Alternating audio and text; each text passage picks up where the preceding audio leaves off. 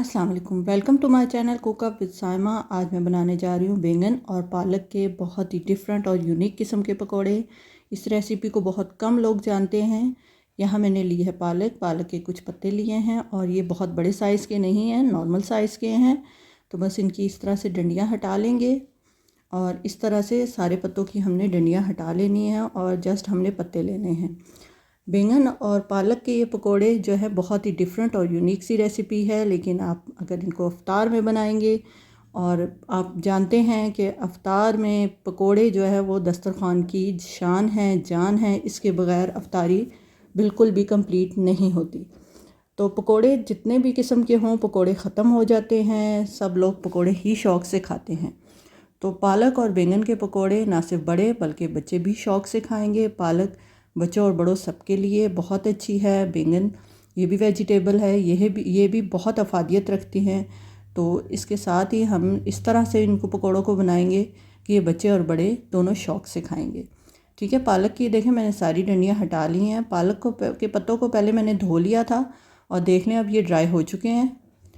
तो बस हमने इस तरह से डंडियाँ हटा लेनी है और सिर्फ हमने आगे से पत्ते लेने हैं। पत्ते भी बहुत बड़े साइज़ के नहीं होने चाहिए।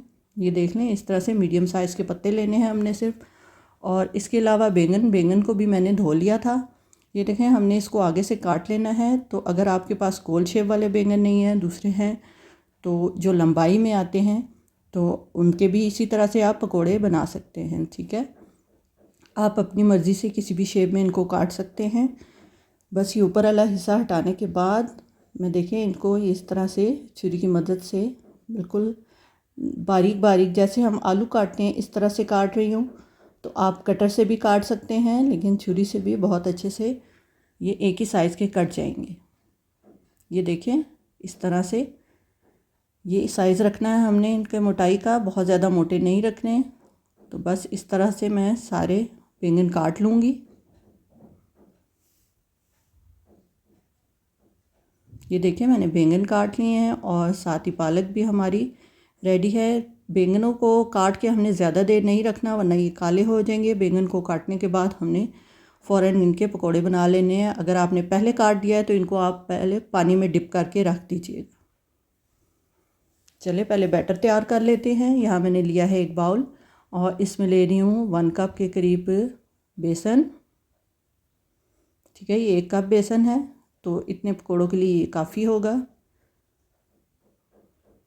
इसमें डालूँगी तकरीबन 2 टेबलस्पून के करीब चावल का आटा। ठीक है, ये चावल का आटा, अगर आपके पास चावल का आटा अवेलेबल नहीं है तो आप चावल को ग्राइंड कर लें, उसको छान के यूज़ कर लें।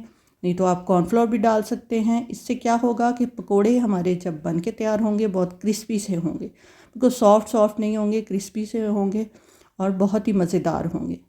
ठीक है, इसके बाद इसमें हम शामिल करेंगे चंद मसाले, जिनमें है नमक 1/2 टीस्पून, आप अपने टेस्ट के मुताबिक लें। और हल्दी ये भी थोड़ी सी है, 1/2 टीस्पून से कम है।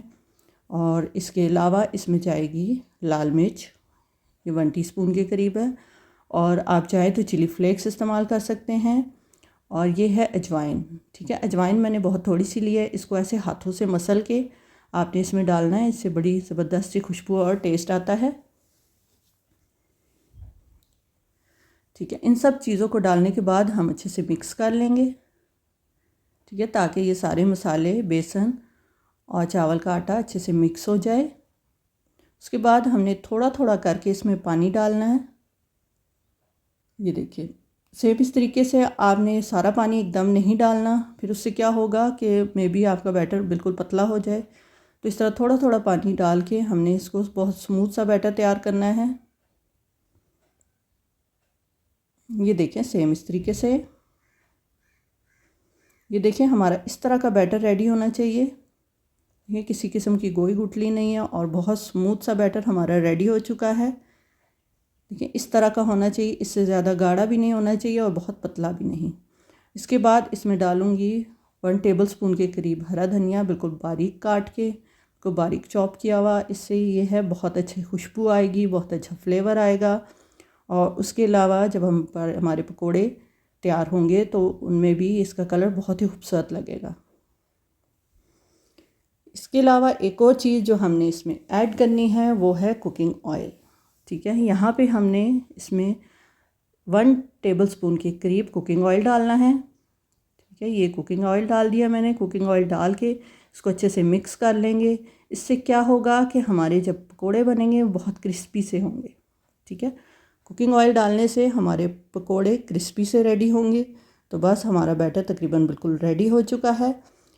अब हम अपनी वेजिटेबल इसमें डिप करके हम फ्राई कर लेंगे। ये देखें, सेम इस तरीके से ही मैं आपको दिखा देती हूँ। इस तरह से हमने पालक को और बैंगन को इसमें बैटर में डिप करना है और थोड़ा सा हल्का सा झाड़ देंगे ताकि एक्स्ट्रा का बैटर उतर जाए। और इस तरह से हमने इसको फ्राई कर लेना है। ठीक है, इसको हमने गरम ऑयल में डालना है। बहुत ज़्यादा गरम नहीं रखना हमने ऑयल, बस मीडियम सा होना चाहिए। और उसके बाद फ्लेम को भी हमने लो टू मीडियम करके पकाना है ताकि वेजिटेबल हमारी अच्छी तरह अंदर तक पक जाए और क्रिस्पी से हमारे पकोड़े रेडी हों। अगर बहुत ज़्यादा गर्म ऑयल होगा तो ये एकदम से ऊपर से जल जाएंगे और अंदर से बैंगन कच्चे रह जाएंगे। ठीक है, इस तरह से हमने सारे डाल के अपने वेजिटेबल्स और उसके बाद हमने इसकी फ्लेम को लो टू मीडियम कर देना है।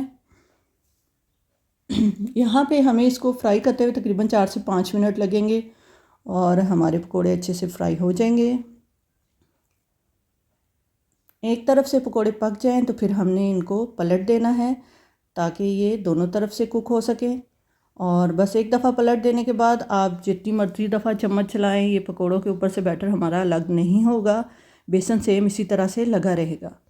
ठीक है, बस इस तरह हमने इसको लो टू मीडियम फ्लेम पे कुक करेंगे 4 से 5 मिनट। ये देखें, यहाँ पे हमारे पकोड़े बहुत अच्छे से फ्राई हो चुके हैं। इनका कलर बहुत खूबसूरत आया है। ये देखें, ये क्रिस्पी भी हो चुके हैं।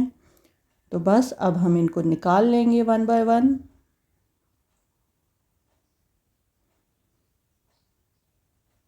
देखिए, हमारे बैंगन और पालक के पकोड़े रेडी हैं। तो बाकी जो हमारे बैंगन और पालक बच के हैं उनको भी हम सेम इसी तरीके से फ्राई कर लेंगे।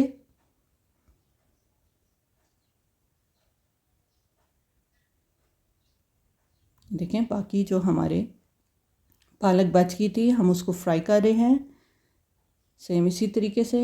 ये भी हमारे पकोड़े बिल्कुल रेडी हो चुके हैं। अब हम इनको सर्व करेंगे। ये देखें जी, कितनी ज़बरदस्त सी लुक आ रही है। देखें, फ़ाइनल लुक हमारे बैंगन और पालक के पकोड़ों की। बहुत ही मज़ेदार सी यूनिक सी रेसिपी है, ज़रूर ट्राई कीजिएगा। इसको आप पुदीने की चटनी के साथ सर्व करें तो यकीन माने आपके दस्तरखान की शान को बढ़ा देंगे ये पकोड़े। और बहुत ही मज़े के होते हैं और बच्चे भी ये पालक के पकोड़े, बैंगन के पकोड़े बहुत शौक़ से खाएंगे। इसके साथ ही अगर आप मेरे चैनल पे नए हैं तो मेरे चैनल को ज़रूर सब्सक्राइब कर लीजिए और बेल आइकन को दबाइए ताकि आप मज़ीद मेरी यूनिक सी रेसिपीज़ को देख सकें और उनका नोटिफिकेशन सबसे पहले आपको मिले। अगर आपको मेरी ये रेसिपी पसंद आई है तो मेरी रेसिपी को लाइक कीजिए, इसको शेयर कीजिए अपनी फ्रेंड्स और फैमिली में और मुझे कमेंट बॉक्स में बताइए कमेंट्स करके कि आपके ये पकौड़े कैसे बने और आपको मेरी ये रेसिपी कैसी लगी। मेरी वीडियो देखने का बहुत शुक्रिया। मिलते हैं किसी नई रेसिपी के साथ, तब तक के लिए अल्लाह हाफिज़।